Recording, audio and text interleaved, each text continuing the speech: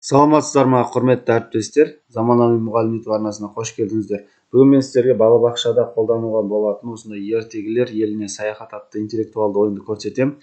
Тура осыған ұқсас ертегілер әлемі деген ойын менің ютуб каналымда бар. Ол ойында өте жақсы құрастырылған. Қазір мен мына ойынды көрсетем. Бұл ойын енді кезеңнен тұрады.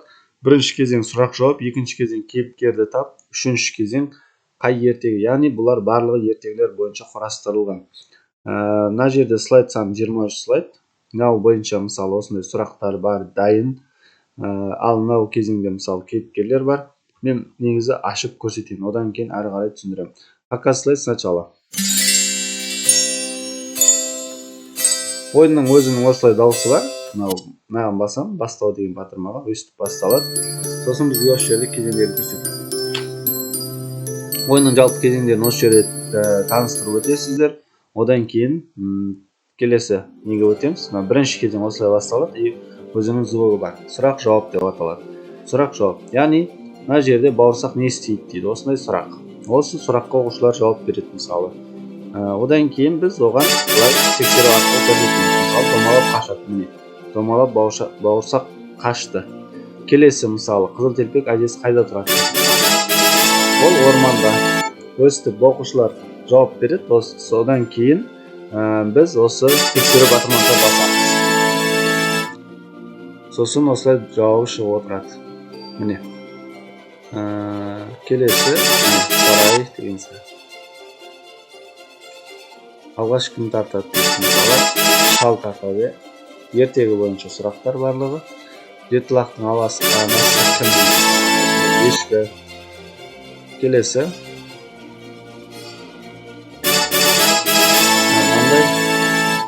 Шыны.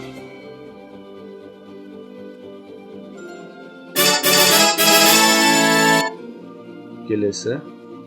Мен бәрін ашып көрсетейін, өткені 10 сұрақта сондай болу керек бұл кезеңде. Екінші кезең кейіпкерді тап деп аталады. Бұл жерде осындай сұрағы шығады. Өзі кішкентай инемен жүреді. Мысалы түймедей қыз, күлше қыз, немесе шал, осы қайсысы бір вариант екенін айтады, бұлай белгілейді. Мысалы, қате болса осындай дауыс шығады, дұрыс болса бұлай дауыс шығады. Міне. Келесі.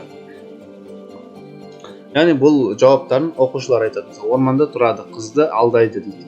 Қызды алдайтын кім ол? Мысалы, қасқыр алдай ма, бауырсақ алдай ма, немесе күлше қыз алдай ма, кім алдайды? Сол варианттарды мысалы белгілейді. Мысалы, қасқыр дұрыс жауабы. Осылай. Оқушылар айтады, сіздер басып белгілеп отырасыздар. Кешке өледі дейді. Мысалы, қасқыр не, қайсысы бар дұрыс жауап? Бізде бауырсақ, өстіп ойнатуға болады. Жола алмайды дейді. Мысалы, қате жауап белгілеп көрсетейін. Қате болса осындай, дұрыс болса осылай дауысы шығып тұрады. Одан кейін тағы да бір не? Бұл бізде мынау, мысалы, күлше қыз. Кейіпкерлер ғой енді, ертегілер бойынша. Үшінші кезең қай ертегі дейді. Бұл жерде сурет шығады, міне осылай сөзі де бар. Бір кемпір мен шалдың бауырсақ пісіруі дейді. Мысалы осылай кемпір мен шал бауырсақ пісіріп жатыр. Бұл мысалы бауырсақ деген ертегі. Жауап осылай шығып тұрады бұда. Одан кейін жетілақты алдап кірген қасқыр дейді. Мынау қасқыр, мына жерде жетілақ мысалы тексеру арқылы қайсы ертегі екенін табамыз. Мысалы осы, фасол туралы.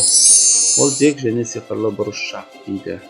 Келесі, әжесіне жолға шыққан қыз дейді. Қызыл телпек. Осымен аяқталды. Енді бұл шаблонда, мысалы осындай дайын сұрақтармен берем сіздерге, маған керек болса хабарласасыздар. Одан кейін ойынның атауы өзгереді, өшіріп жаза бересіздер, кезеңдердің атаулары өзгереді. Одан кейін мына жерде де өзгертіп қоясыздар, өзгерту керек болса. Жауабы сұрағын өшіріп жазасыздар, ал мыналарды ауыстыру барлығы бірдей. Қалай ауыстырады, соны көрсетейін. Мысалы, мынадан көрсетейін. Міне фигураға басасыздар.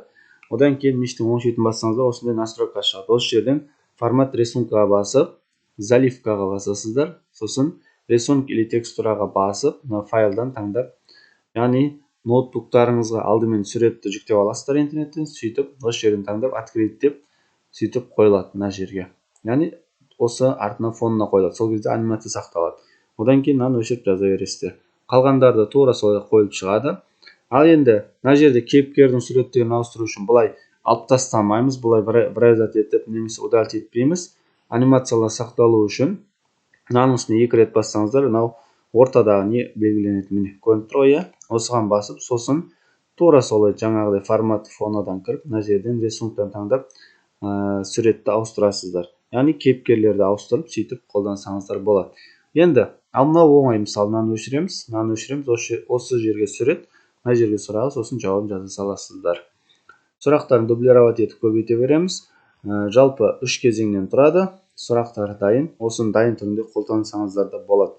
Осы ойын кім балабақшада жұмыс жасайды, осы ойын керек болса, маған хабарласыңыздар, сол жерде толығырақ ақпарат айтатын боламын. Назарларыңызға рахмет.